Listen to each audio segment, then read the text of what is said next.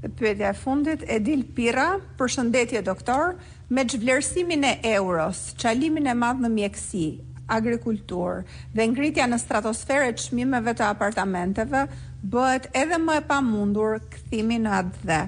Kush do të jetë strategjia për të marrë besimin e diasporës? Me respekt, nga Roma, ju urojmë jetë gjatë. Të falenderoj shumë për pyetjen. Ke ngritje çështje themelore. Çështje e cila po shkatron ekonominë dhe qenjen shqiptare. Dhe ky është narkoshteti. Shqipëria është i vetmi vend në Europë, i vetmi vend në të cilën euro zhvlerësohet, kurse në vendet tjera ka vlerësime minimale. Vlerësohet minimalisht, por vlerësohet. Në Shqipëri, euro është vlerësuar 35%.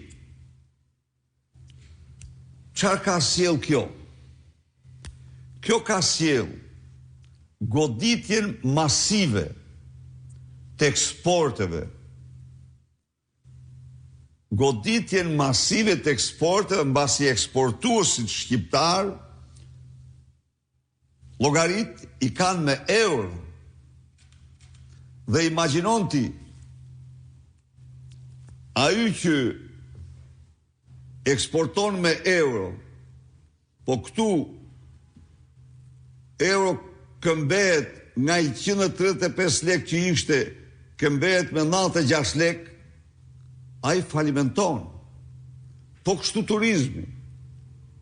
Mos se njerëzit dëgjojnë të dhanat e aeroportit të Rinarsit, lëvizjet e Ryanair e EasyJet, të cilat mirë absolutës janë turizëm, sepse plazhet tona, siç keni parë ju o miq, edhe në Korrik, edhe në Gusht, janë të paktën minimumi gjysmë ose çerek bosh. Minimumi. Kanë rënje dramatike turizmi. Pse? Sepse turisti që më parë paguante për X për këtë mall 100 euro, tani duhet paguaj 130 euro, sepse euro e tij është vlerësuar. Krahas kësaj, siç mund ju jetoni në Itali, një shishe ujë në Shqipëri kushton 2 herë më shtrenjtë se në Itali. Në një kohë kur Shqipëria është vendi me ujë më i pasur në ujëra pas Norvegjisë. Të gjitha çmimet pra janë rritur dhe kjo është efekti i narko-eurove. Nxjerrja, shpërbërja e narkoshtetit,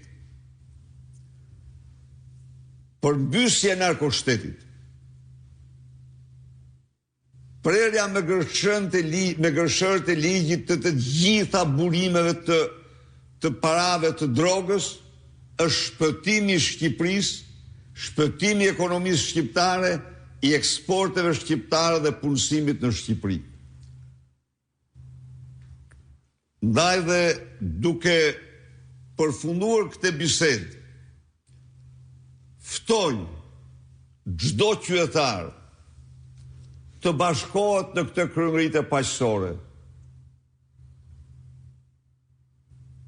Të bashkohet në këtë mision, i cili do jetë misioni më i çmuar i jetës së tij. Misioni që do e bëj krenar atë dhe fëmijët e tij. Misioni i shpëtimit të Shqipërisë nga kjo rrokullisje e madhe, nga kjo boshatisje e tmerrshme që nuk ka ndodhur kurrë që nga viti 1300, nga kjo damkosje zeze emri, nga vendin në cilin qytetarët vidhen ditë e natë nga qeveritarët, por kreu i organizatës kriminale tani do bëj ligje mburoj për të mbrojtur vjedhjen, për të dekriminalizuar vjedhjen, për të zgjesuar drejtësinë.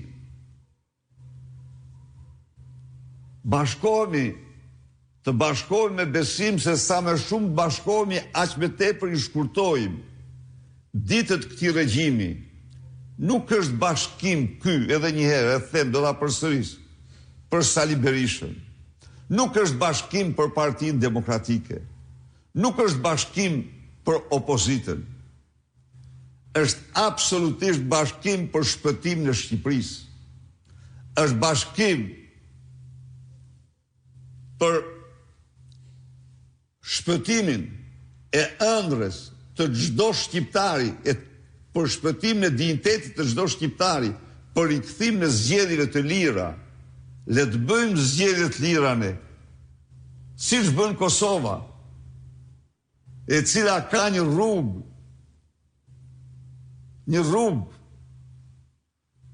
18 vjeçare demokrasi dhe shkëlqen si shembull me proceset demokratike. Na të bashkohemi pavarësisht nga bindjet politike.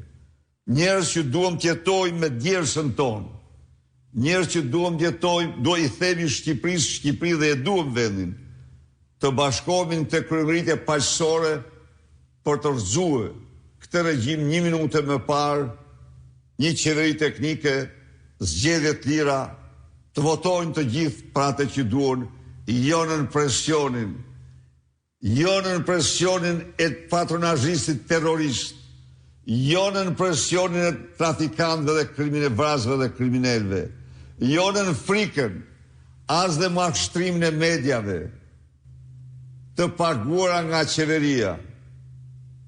E pa se si doli nga spaku Sokol Balla, i divorcuar 20 vite më parë nga Lubia, por vazhdonte bashkëvjedhjen me te. Thuhet se të paktën 10 milion euro i ka transferuar Lubia tek ai. E mora këtë si shembull, se po ka që janë Bolino, janë të tjerë. Pra, të shpëtojmë